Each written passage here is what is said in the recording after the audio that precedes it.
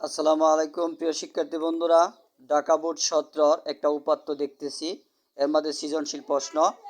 এর মধ্যে ক নম্বর বলা হয়েছে উপাত্ত সমূহের পরিসর নির্ণয় করো। উপাত্ত হলো এই সংখ্যাগুলো যে দেওয়া, এগুলাকে বলে উপাত্ত।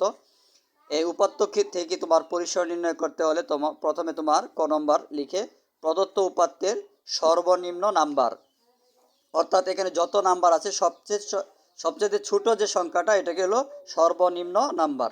অর্থাৎ এখানে যত সংখ্যা আছে তার মধ্যে 35 সবচেয়ে ছোট সংখ্যা। সর্বোচ্চ নাম্বার হচ্ছে 90। এখানে যতগুলো নাম্বার দেখছো সবচেয়ে বেশি বড় নাম্বার হলো 90, এর বেশি নাই। এটাকে বলে সর্বনিম্ন নাম্বার আর এটাকে বলে সর্বোচ্চ নাম্বার। তারপর পরিসরের সূত্রটা হইল পরিসর সমান সর্বোচ্চ নাম্বার বিয়োগ সর্বনিম্ন নাম্বার, পরে এভাবে ব্র্যাকেট দেয়া যোগ 1। এখন 90 থেকে 35 বিয়োগ করো, বিয়োগ করে যত হবে তার সাথে 1 যোগ করো, তাহলে তোমার পরিসর হয়ে যাবে। এভাবে তোমার পরিসর বের করতে হয়, ঠিক আছে তো?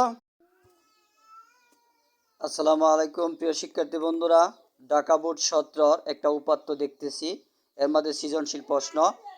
এর মধ্যে ক নম্বর বলা হয়েছে উপাত্ত সমূহের পরিসর নির্ণয় করো। উপাত্ত হলো এই সংখ্যাগুলো যে দেওয়া, এগুলাকে বলে উপাত্ত। এই উপাত্ত থেকে তোমার পরিসর নির্ণয় করতে হলে প্রথমে তোমার ক নম্বর লিখে প্রদত্ত উপাত্তের সর্বনিম্ন নাম্বার, অর্থাৎ এখানে যত নাম্বার আছে সবচেয়ে ছোট যে সংখ্যাটা এটাকে হলো সর্বনিম্ন নাম্বার। অর্থাৎ এখানে যত সংখ্যা আছে তার মধ্যে 35 সবচেয়ে ছোট সংখ্যা।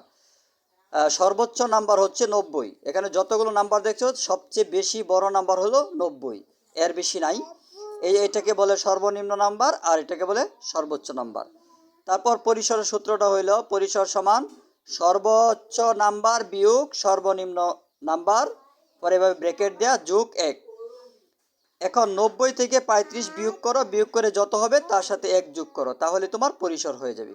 এভাবে তোমার পরিসর বের করতে হয়, ঠিক আছে তো?